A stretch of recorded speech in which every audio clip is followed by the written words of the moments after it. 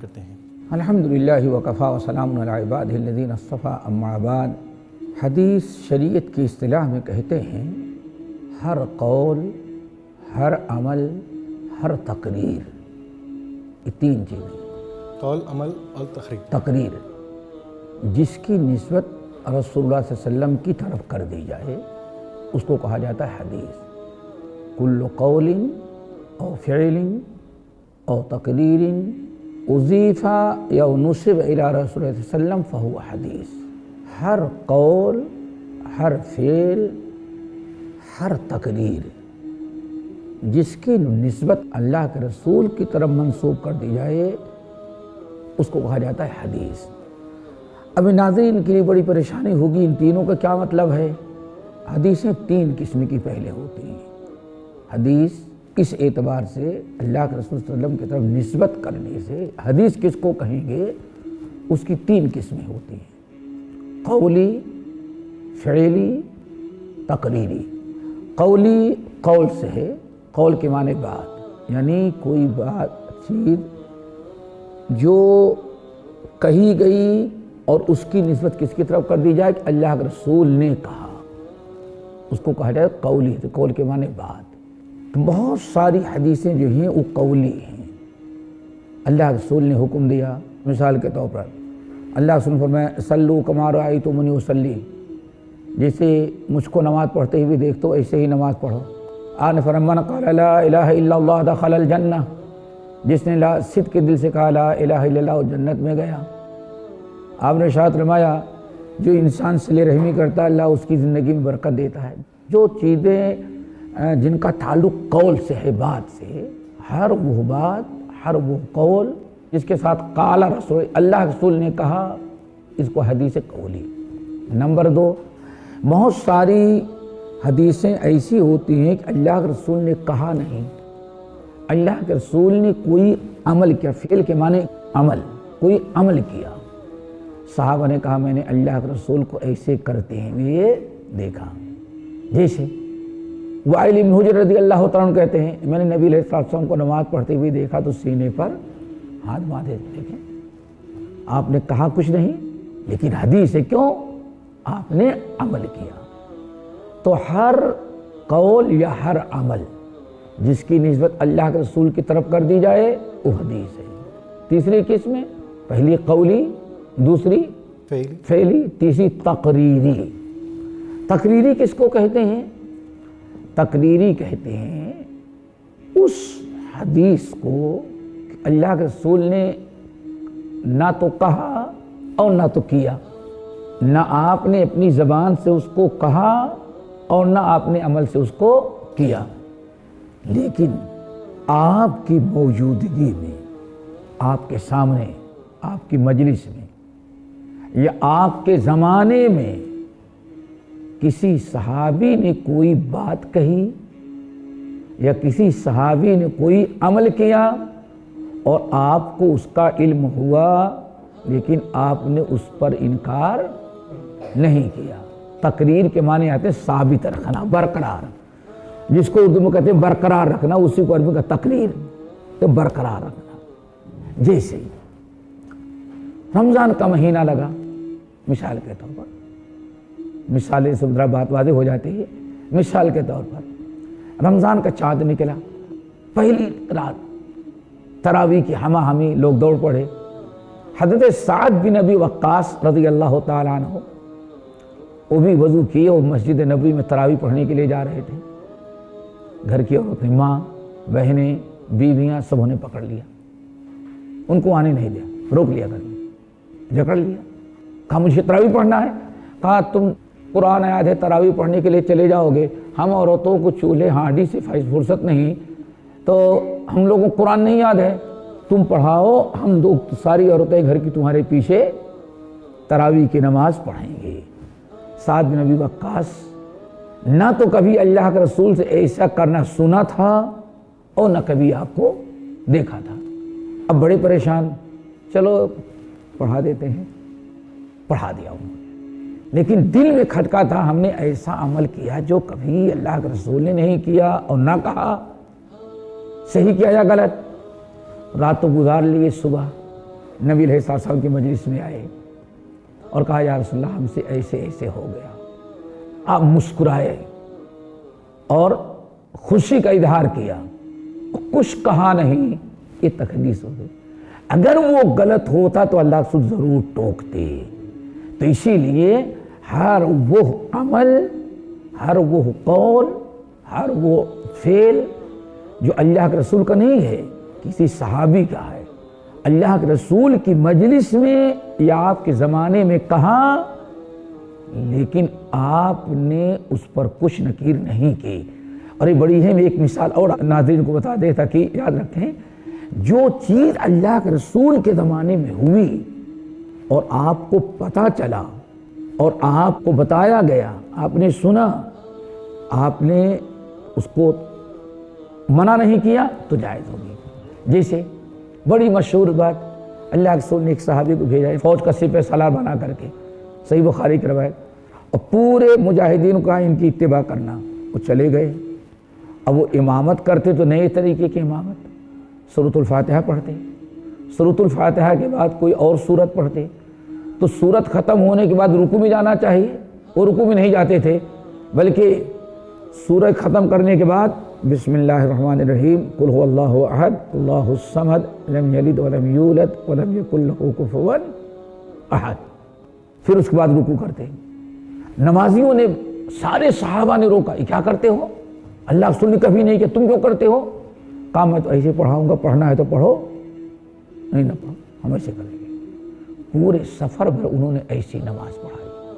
قافلہ پلٹ کر کے آیا تو نبی علیہ السلام سے لوگوں نے شکایت کیا کہ یا رسول اللہ اس نے عجیب نماز پڑھائی. میں کیا ہوا؟ کہا سورۃ الفاتحہ پڑھتے, سورۃ الفاتحہ کے بعد کوئی اور سورت پوری پڑھتے, اب رکوع میں جانے کے بجائے بسم اللہ الرحمن الرحیم قل هو اللہ احد سورہ اخلاص پڑھ لیتے, پھر اس کے بعد جاتے. ہر رکعت میں ایسا کرتے تھے وہ.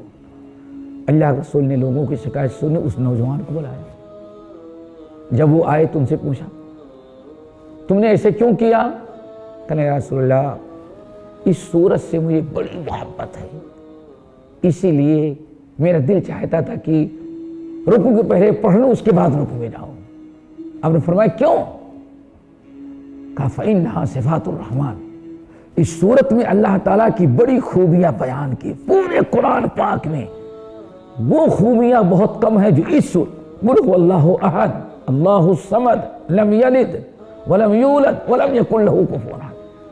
تو مجھے بڑی محبت تھی. تو اللہ کے رسول نے فرمایا اچھا سنو, حبک ایہا تدخلک الجنہ, تو جا اس سورت کی محبت ہی تجھے جنت میں داخل کرے گی. دیکھا یہ شیخ یہاں پر دیکھیے رسول صلی اللہ علیہ وسلم حیات میں تھے اور یہ ساری چیزیں ہو رہی ہے, رسول صلی اللہ علیہ وسلم چپی اختیار کر رہے ہیں, لیکن اس چیز کا کوئی یہ مطلب نہ لے لے آج کی تاریخ میں کہ ہم یہ کوئی عمل کر رہے ہیں. نہیں, اس لیے میں نے کہا اللہ کے رسول کے زمانے میں. کیوں اللہ کے رسول کے زمانے کی شرط کیوں ہے؟ اس کی شرط یہ کہ اگر وہ عمل غلط ہوتا تو فوراً اللہ اوپر سے وحی نازل کر دیتے, اور نبی کے بعد کسی پر وحی نہیں آتی, اس لیے کوئی آج اس کو استعمال نہیں کر سکتا. اس وقت کی بات, یہ حدیث کی بات ہو رہی ہے کہ اللہ کے رسول کے زمانے میں اگر وہ چیز غلط ہوتی تو اللہ تعالیٰ خاموش نہ رہتا, وہی نازل کرتا. اللہ خاموش رہا, نازل نہیں کیا, اور نبی نے مسرت اور خوشی کا اظہار کیا. اس کا مطلب وہ چیز جائز ہے. وہ چیز ہے تو بندے کی ہے, امتی کی, لیکن اللہ کے رسول کے علم میں آ گئی, آپ نے برقرار رکھا, اسی لیے اس کو حدیث تقریری کہتے ہیں. تین کہتے ہیں, حدیث قولی, حدیث فعلی, حدیث تقریری. اب یہ تینوں چیزوں کو کہا جاتا ہے حدیث. یہ ہے حدیث. تو آپ نے بڑی اچھی طریقے سے وضاحت کی, لیکن پھر یہ جھوٹی حدیثیں آئی کہاں سے, اور یہ جو ضعیف حدیثیں ہیں پھر ان کو کتابوں میں کیوں رکھا گیا؟ یا پھر کوئی یہ مان لے کہ چلو ضعیف حدیث ہی صحیح, اس پر عمل کرنے سے گناہ تھوڑی ہوگا.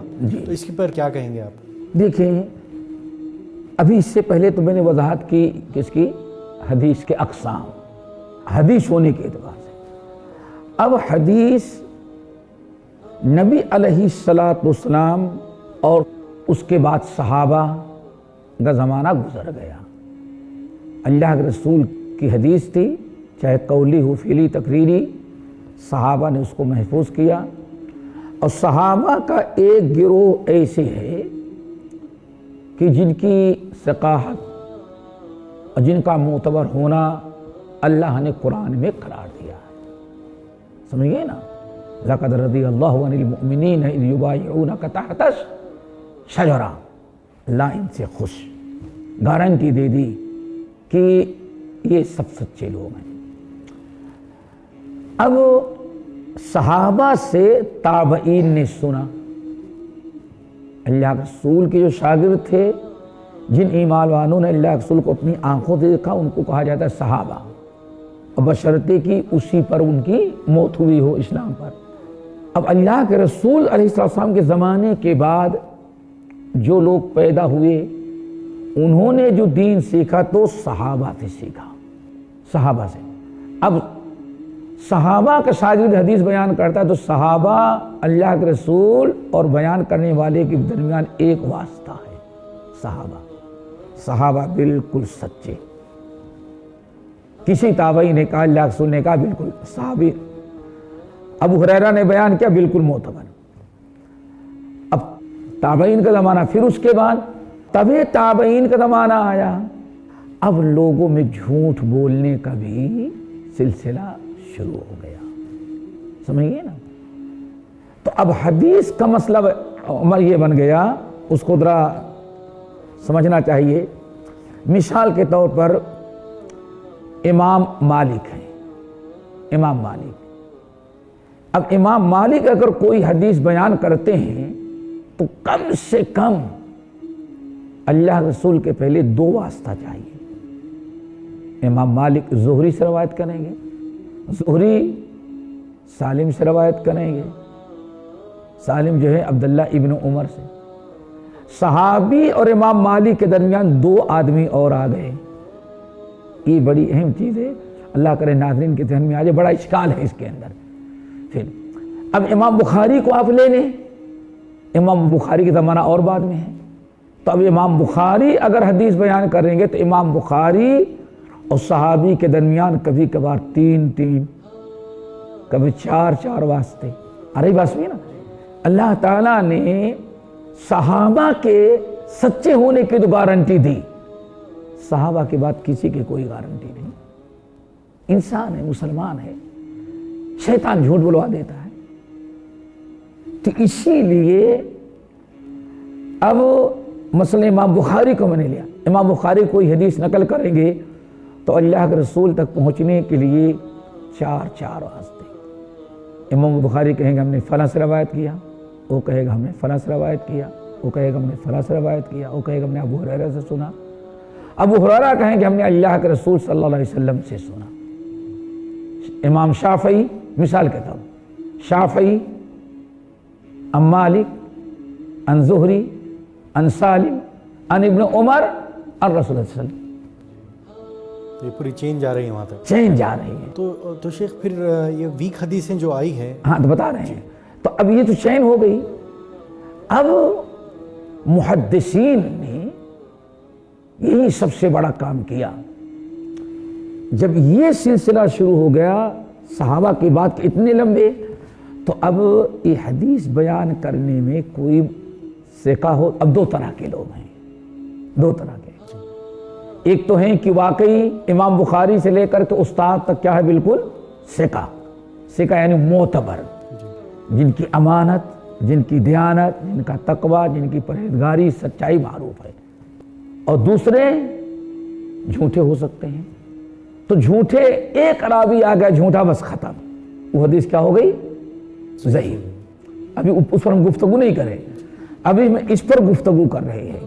یہ جو بالکل ثقہ، چاروں آستے جو ہیں بالکل چین معتبر ہے، لیکن امانت، دیانت، تقوی، پرہیزگاری اعلیٰ درجے کی، زندگی میں جھوٹ کبھی نہیں بولا، سارے لوگ سچے. امام شافعی کے بارے میں کوئی سوچ سکتا ہے؟ امام مالک کے بارے میں کوئی سوچ سکتا ہے؟ امام زہری کے بارے میں کوئی نہیں سوچ سکتا.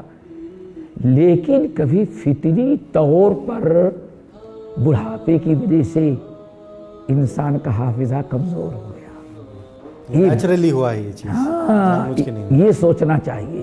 ابھی جو ہم گفتگو اس پر بڑھاپے پر انسان کا حافظہ، اس میں انسان کا کوئی دخل نہیں، یہ اللہ کا نظام ہے۔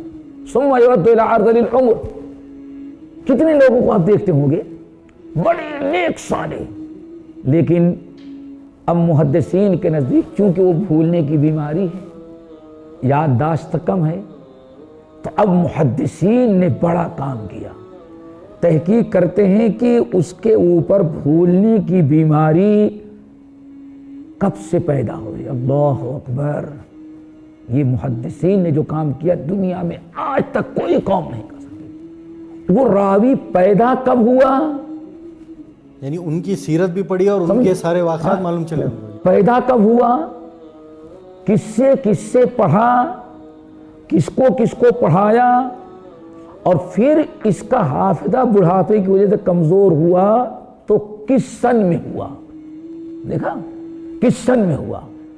اب کس سن میں ہوا تو اس سن کے بڑھاپے کے پہلے کنہوں نے علم حاصل کیا ہے، اور بڑھاپے کے بعد کس نے کیا ہے۔ بڑھاپے کے پہلے، یہ بھولنے کی بیماری لاحق ہونے کے پہلے تک جتنے لوگوں نے روایت کیا ساری روایتیں صحیح ہوں گی، اور جس نے بعد میں روایت کیا بیماری کا، بھولنے کی بیماری لاحق ہو جانے کے بعد، اب کوئی گارنٹی نہیں کہ جو بیان کرا ہو سکتا ہے بھول چوک ہو گئی ہو، استاد سے کچھ سنا اور بیان کرنے میں تھوڑی سے مسٹیک ہو گئی ہو۔ تو اب جتنے لوگوں نے بیماری لگنے کے پہلے تک سنا ہے اس کی وہ ساری حدیثیں صحیح سمجھی جائیں گی، اور جو بھول چوک کی بیماری لاحق ہو جانے کے بعد سنا، نوٹ تو کر لیا ضعیف کو، کر لیا، لیکن بڑھاپے میں حافظہ کمزور ہو جانے کے بعد حدیث سنی یا روایت کی، لیکن وہی روایت کسی پہلے راوی کے مطابق ہے تو یہ حدیث صحیح ہو جائے گی۔ اچھا، اگر دوسرے سے بھی ملتی ہوگا، آپ نے سنا بیماری لاحق ہونے کے پہلے اور وہی حدیث انہوں نے سنا بیماری لاحق ہو جانے کے بعد، ہم حدیث جو روایت کر رہے تھے تو ان کی والی سند ملی، اور دیکھنے کے بعد محدثین نے کہا یہ تو سٹھیا جانے کے بعد ہے حدیث ضعیف، اس کو رد نہیں کریں گے۔ اس حدیث کو محدثین نوٹ کر لیتے، نوٹ کر کے ایک سائٹ پر رکھ لی گئی ہے۔ اب اگر چند دنوں کے بعد آپ والی روایت مل گئی تو نہیں بھائی یہ روایت صحیح، کیوں؟ سٹھیانے کے بعد اس نے سنا وہی حدیث جو سٹھیانے کے پہلے انہوں نے کہا تھا، اس لیے ان حدیثوں کو رد نہیں کیا جاتا تھا، ان کو کیا کیا جاتا تھا، محفوظ رکھا گیا، کتاب میں نوٹ رکھی گئی، الگ سے ان کو جمع کیا گیا تاکہ ایسے رد نہیں کرے۔ ممکن ہے کیوں حافظہ خراب ہو گیا، بیماری لاحق ہو گئی، لیکن جس کا حافظہ خراب ہو جاتا ہے وہ بھی صحیح باتیں بتاتا ہے اور کبھی جھوٹی بھی، کوئی گارنٹی نہیں کہ اس میں غلطی اس سے ہو رہی ہے، اس لیے لکھ لیں گے، تائید کریں گے اس کی۔ اور اس راوی کو بھی یاد رکھیے گا، اب اس راوی کو ضعیف کہہ دیا گیا، کس کو؟ راوی کو، جو اس کا حافظہ کمزور ہے، ضعیف تو ہو گیا، ہم تو ضعیف کہہ دیے، جی، تمام محدثین کہیں گے قد تغیر حفظہ، کیا تغیر حفظہ، اس کا حافظہ کمزور ہو گیا تھا۔ اب محدثین کی کسوٹی پر وہ ضعیف ہو گیا۔ ہاں، یہ ضعیف کہنا اس کی کوئی توہین نہیں ہے، یہ توہین نہیں ہے، وہ فطری چیز۔ اسی لیے محدثین کہتے تھے کتنے ہمارے اساتذہ، استاد الاساتذہ ایسے ہیں، اتنے نیک تھے، دین کی اتنی خدمت کی کہ جنت کے مستحق ہو گئے ہیں، لیکن ہم ان کو ضعیف کہتے، ان کی روایت قبول نہیں کرتے۔ کیوں؟ اللہ کے رسول کی حدیث میں کوئی جھوٹی روایت نہ آ جائے، اس لیے اس کی روایت کو ہم روک دیتے ہیں۔ تو حالانکہ نیک انسان ہے، اس کا کوئی قصور نہیں، ان پر آپ تہمت نہیں لگا رہے، تہمت نہیں لگاتے، سمجھ گئے نا؟ تو ایک شکل تو یہ ہے، کبھی کبھی ایسا ہو جاتا ہے انسان کو بھول چوک کی بیماری، اور کبھی اور ہو جاتا ہے۔ مثال کے طور پر ایک آدمی بہت ہی معتبر ہے راوی، اور کتاب لکھی تھی، لیکن گھر میں آگ لگی، کتاب جل گئی۔ حدیثیں یاد تو تھی ان کو، حدیثیں یاد ہیں، لیکن اب لہرا لکھی ہوئی چیز کے معنی تو نہیں ہو سکتا۔ اب کتاب اس کی جل گئی، اب بغیر کتاب کے رہ گیا، لاکھوں حدیثوں کا عالم ہے اور حدیثیں روایت کر رہا ہے، لیکن اگر ذرا سا شک پڑ گیا کہ نہیں حافظے میں کچھ کمزوری آ گئی تو لوگ کہیں گے اگر یہ کتاب سے روایت کر رہا ہے تب تو اس کی روایت معتبر ہے، کتاب سے روایت نہیں کرا تو اس کی حدیث کو رد نہیں کریں گے، کہہ دیں گے اس حدیث میں یہ مسٹیک ایک ضعف ہے، سند میں اس کو ایسے رکھیں گے، کسی اور حدیث سے تائید ہو گئی تو قبول کر لیں گے ورنہ اس کو ضعیف رہیں گے۔ ایسے ہی اور ویڈیوز بنانے میں ہماری مدد کریں۔ آئی پلس ٹی وی کو ضرور ڈونیٹ کریں۔